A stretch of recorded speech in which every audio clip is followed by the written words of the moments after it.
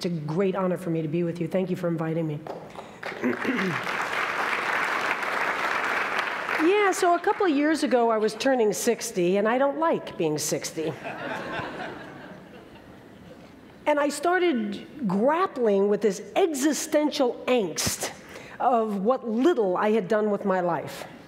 It wasn't the resume of, you know, breaking this record here. It was more like, who would I become? How had I spent my valuable time? How could this have gone by like lightning? And I couldn't forgive myself for the countless hours I had lost in negative thought. All the time I had spent beating myself up for losing my marriage and not stopping the sexual abuse when I was a kid, and career moves, and this and this and this. Just why? Why didn't I do it better? Why?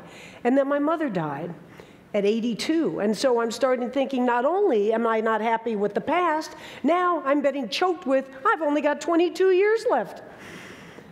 What am I going to do with this short amount of time that's just fleeting, and I'm not in the present whatsoever? And I decided the remedy to all this malaise was going to be for me to chase an elevated dream, an extreme dream, something that would require utter conviction and unwavering passion, something that would make me be my best self in every aspect of my life, every minute of every day, because the dream was so big that I couldn't get there without that kind of behavior and that kind of conviction. And I decided, it was an old dream, it was lingering, it was from so many years ago, 3 decades ago. The only sort of world-class swim I had tried and failed at back in my 20s was going from Cuba to Florida. It was deep in my imagination. No one's ever done it without a shark cage. It's daunting. It's more than 100 miles across a difficult passage of ocean. It's probably, at my speed, at my age, for anybody's speed at anybody's age, going to take 60, maybe 70 hours of continuous swimming, never getting out on the boat. And I started to train. I hadn't swum for 31 years, not a stroke. And I had kept in good shape, but swimming's a whole different animal. As a matter of fact, this picture is supposed to be me during training. It's a smiling face. And when you're training for this sport, you are not smiling. It's an arduous, difficult sport, and I don't remember smiling at any time during this sport. As I said, I respect other sports, and I compare this sport sometimes to cycling and to mountain climbing and other of the expedition type events, but this is a sensory deprivation, a physical duress. And when I started in with the 8 hours and the 10 hours and the 12 hours and the 14 hours and the 15 hours and the 24-hour swims, I knew I had it, because I was making it through these. And when I said I'm going to go out and do a 15-hour swim, and we're coming into the dock after a long day, and it's now night, and we come in and it's 14 hours and 58 minutes, and I can touch the dock and we're done, the trainer says, that's great, it's 14 hours, 58 minutes, who cares, the last 2 minutes? I say, no, it's got to be 15 hours, and I swim another minute out and another minute back to make the 15 hours, and I put together an expedition. It's not that I didn't have help, but honestly, I sort of I was the team leader. And to get the government permissions, you think you read in the paper, it's easy to get into Cuba every day? Try going in with an armada like we had of 50 people and 5 boats and CNN's crew, etc. The navigation is difficult. There's a big river called the Gulf Stream that runs across here, and it's not going in the direction you are. It's going to the east, and you'd like to go north.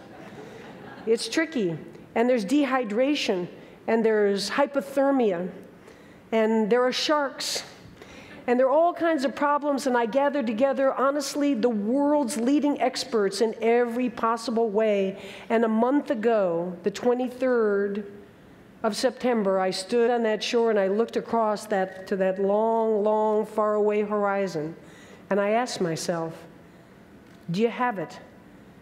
Are your shoulders ready? And they were. They were prepared. No stone left unturned. Was the mind ready? You know, you're swimming with the fogged goggles, you're swimming at 60 strokes a minute, so you're never really focused on anything, you don't see well, you've got tight bathing caps over your ears, trying to keep the heat of the head, so that's where the hypothermia starts, and so you don't hear very well, you're really left alone with your own thoughts. And I had all kinds of counting systems ready there in English, followed by German, followed by Spanish, followed by French. You save the French for last. And I had songs, I had a playlist in my head, it's not through headphones, in my own head, of 65 songs. And I couldn't wait to get into the dark in the middle of the night, because that's when Neil Young comes out. And it's odd, isn't it? You think you'd be singing Leonard Cohen's Hallelujah out in the majesty of the ocean, not songs about heroin addiction in New York City. But no, for some reason, I couldn't wait to get into the dark of the night and be singing, I heard you knocking at my cellar door. I love you, baby, and I want some more. Oh, the damage done. Oh. The night before I started, I finished Stephen Hawking's The Grand Design. And I couldn't wait to trip the mind fantastic. About the 50th hour, I was going to start thinking about the edge of the universe. Is there an edge? Is this an envelope we're living inside of, or no? Does it go on to infinity in both time and space? And there's nothing like swimming for 50 hours in the ocean that gets you thinking about things like this. I couldn't wait to prove the athlete I am, that nobody else in the world can do this swim, and I knew I could do it. And when I jumped into that water, I yelled in my mother's French, "Courage!"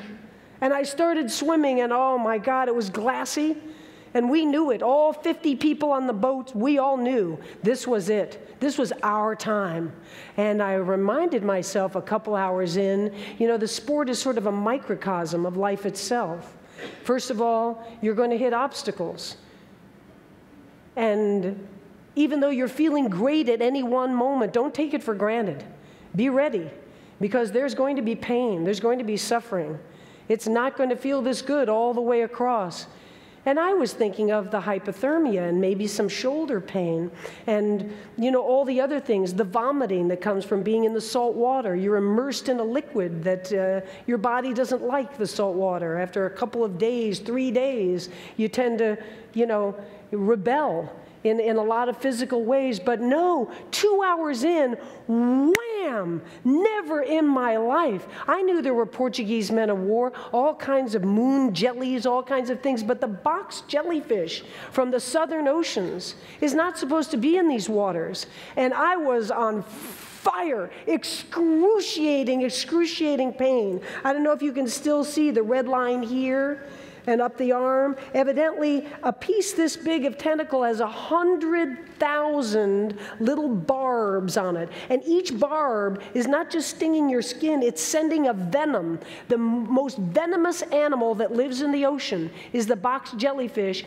and every one of those barbs is sending that venom into the central nervous system. So first, I feel like boiling hot oil I've been dipped in, and I'm yelling out, "Fire, fire, fire! Fire, help me, somebody help me." And the next thing is paralysis. I feel it in the back, and then I feel it in the chest up here, and I can't breathe. And now I'm not swimming with a nice long stroke. I'm sort of crabbing it this way. Then come convulsions. Young man on our boat is an EMT. He dives in to try to help me. He's stung.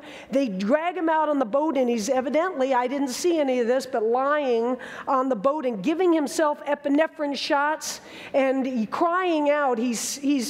He's 29 years old, very well built, lean. He's 6'5", weighs 265 pounds, and he is down, and he's crying, and he's yelling to my trainer who's trying to help me, and he's saying, "Bonnie, I think I'm going to die. My breath is down to 3 breaths a minute. I need help, and I can't help Diana." So that was at 8 o'clock at night. The medical team from University of Miami arrived at 5 in the morning. So I swam through the night, and at dawn they got there and they started with prednisone shots. I didn't get out, but it was in the water, taking prednisone shots, taking Xanax, oxygen to the face. It was like an ICU unit in the water. And I guess the story is that even Navy SEALs who are stung by the box jelly, they're done.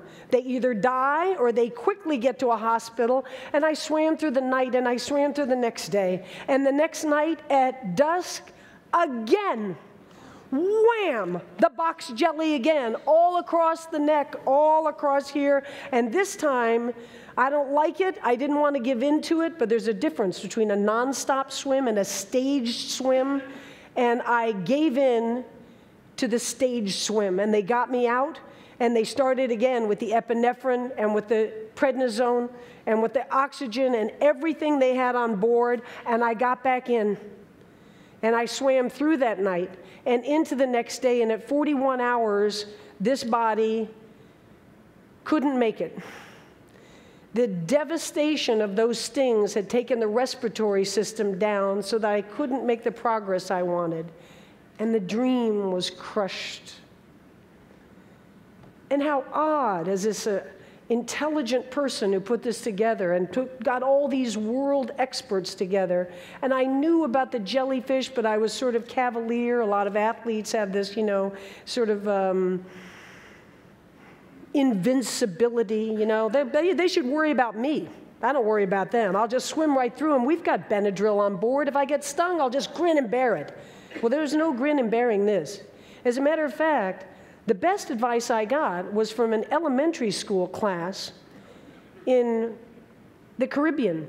And I was telling these kids, 120 of them, they were all in the school, the gymnasium floor, and I was telling them about the jellyfish and how they're gelatinous and they're, you can't see them at night especially, and they have these long 30 to 40 to 50-foot tentacles, and they do this wrapping, and they can send the poison into the system. And a little kid from the back was like this, and I said, what's your name? Henry. Henry, what's your question? He said, well, I didn't have a question so much as I had a suggestion. He said, you know those guys who really believe in what they believe in, and so they wear bombs? And I said, well, it's odd that you've learned of this as a noble kind of pursuit, but yeah, I know those guys. He said, that's what you need. You need like a school of fish that would swim in front of you like this. And when the jellyfish come and they wrap their tentacles around the fish, they're going to be busy with them, and you'll just scoot around. I said, oh, it's like a suicide army. He said, that's what I'm talking about. That's what you need. And little did I know that you should listen to 8-year-olds. And so I started that swim in a bathing suit like normal, and no joke, this is it. It came from the shark divers. I finished the swim like this. I was swimming with this thing on. That's how scared of the jellyfish I was. So now what do I do? I wouldn't mind if every one of you came up on this stage tonight and told us how you've gotten over the big disappointments of your lives, because we've all had them, haven't we? We've all had a heartache. And so my journey now is to find some sort of grace in the face of this defeat. And I can look at the journey, not just the destination. I can feel proud. I can stand here in front of you tonight and say I was courageous. Yeah.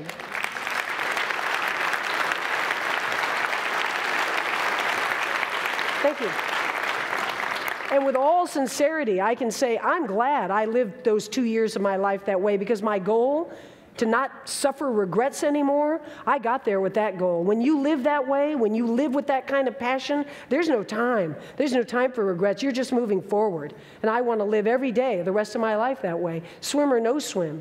But the difference in accepting this particular defeat is that sometimes if cancer has won, if there is death and we have no choice, then grace and acceptance are necessary. But that ocean's still there. This hope is still alive. And I don't want to be the crazy woman who does it for years and years and years and tries and fails and tries and fails and tries and fails, but I can swim from Cuba to Florida, and I will swim from Cuba to Florida. Thank you. Thank you. Thank you. And so, what after that? You're going to swim the Atlantic? No, that's the last swim. It's the only swim I'm interested in. But I'm ready. And by the way, a reporter called me the other day, and he said he looked on Wikipedia, and he said he saw my birthday was August 22nd, 1949, and for some odd reason in Wikipedia, they had my death date too.